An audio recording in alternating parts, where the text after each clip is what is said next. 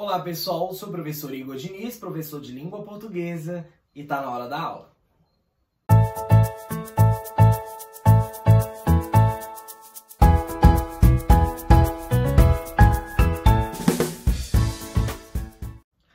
A aula de hoje é sobre a colocação pronominal. A colocação pronominal compreende-se em uma posição do pronome oblíquo átono, certo? Aquele que tem função de objeto, diante de um verbo. Por que diante de um verbo? Porque ele é complemento desse verbo. Então, para colocarmos o pronome, a gente tem três posições. De próclise, antes do verbo, mesóclise, no meio do verbo, e ênclise, após o verbo. Essas três posições, claro, têm critérios. E aí nós vamos estudar cada um. Vamos entender primeiro e relembrar o seguinte, que os pronomes oblíquos átonos, eles servem como complementos verbais, beleza? E por isso, eles precisam estar próximos ao verbo. Sabendo disso, nós vimos essas três posições. E agora a gente vai entender como escolher uma posição correta. Vamos lá? Observe. A próclise, como eu falei, o pronome vem antes do verbo porque ele está sendo atraído. Há, portanto, situações de atração. Vamos lembrar de algumas situações.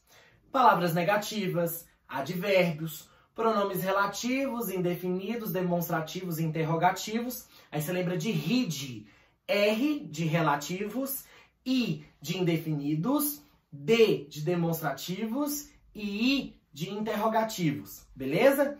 RID.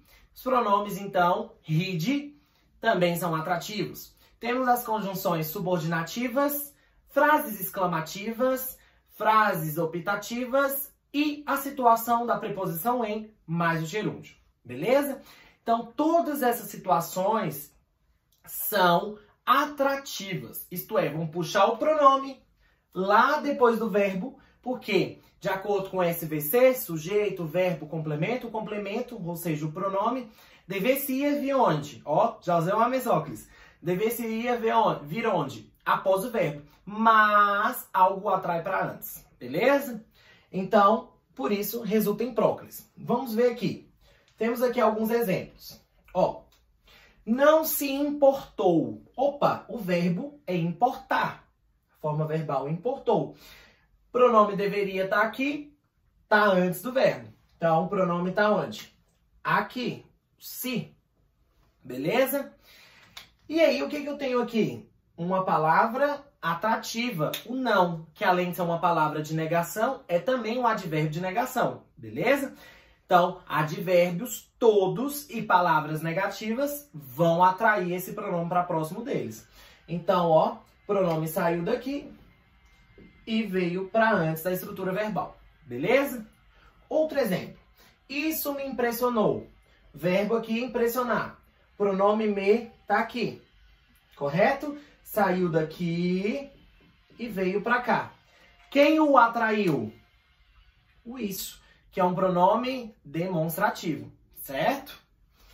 Depois, disseram que te liguei. Opa, o que aconteceu aqui? Eu tenho um verbo aqui, mas eu tenho outro aqui. Então, eu tenho duas orações. Vamos reparti-la. Então, disseram que te liguei. Quem disse, disse algo. Isso, disse isso. Significa que essa oração aqui é uma oração subordinada, certo? Então, esse que é uma conjunção subordinativa. Então, as conjunções subordinativas, elas também vão puxar o pronome, certo? Então, aqui, ó, disseram que te liguei. O pronome te, aqui, ó, saiu daqui e veio para cá. Beleza? Deus te proteja. O que aconteceu aqui? Se o T tá bem aqui, ó, antes de proteger, do verbo. Nós temos uma frase optativa. O que são frases optativas? Aquelas que dão, né, expressam uma vontade, um conselho ou um desejo sobre alguém. Então, Deus te proteja é um desejo que eu tenho para alguém, certo?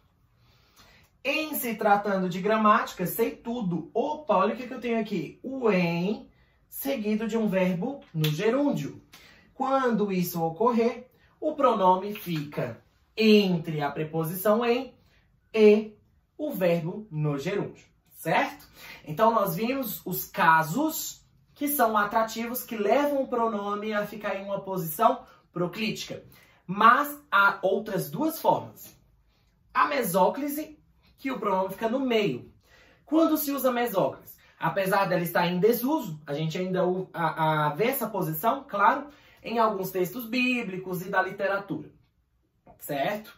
Mas a mesóclise ela vai ser utilizada no tempo apenas do futuro, ou futuro do presente, ou futuro do pretérito, desde que não hajam essas situações aqui, certo? De atração. Então, como que a gente faz? A gente reparte o verbo e coloca o pronome no meio. Olha só. Distribuir-se-ão as cópias. Então, a gente vê que fica a forma infinitiva aqui, tracinho, o hífen, o pronome, hífen de novo, e o resto da desinência verbal, certo? Que indica a conjugação desse verbo. Tranquilo? Por fim, a ínclise. A ínclise é a posição, né, normal, tradicional do pronome, que é após a estrutura verbal, certo? Então, ouça-me. Afinal, o pronome oblíquo, ele não pode iniciar, o pronome oblíquo átono não pode iniciar uma frase.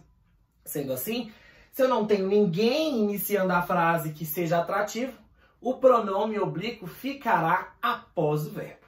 Assim como a gente escuta, te amo, tá certo? Não, que a frase, né, não pode iniciar com esse pronome oblíquo átono. Mas eu posso falar amo-te, que é até mais bonito e convincente, certo? Uma última dica. E quando eu tiver locuções verbais, como que eu faço? Existem algumas particularidades e regras para cada tipo. Quando o verbo está, né, o verbo principal está no infinitivo, ou no gerúndio, ou no particípio. Entretanto, para você não esquecer, há uma forma, uma colocação, em que serve para tanto o verbo principal no infinitivo, particípio ou no gerúndio. Qual é? É você colocar o pronome oblíquo entre o verbo auxiliar e o verbo principal, ficando verbo auxiliar, pronome oblíquo, átono e o verbo principal, isto é, no meio da locução, certo?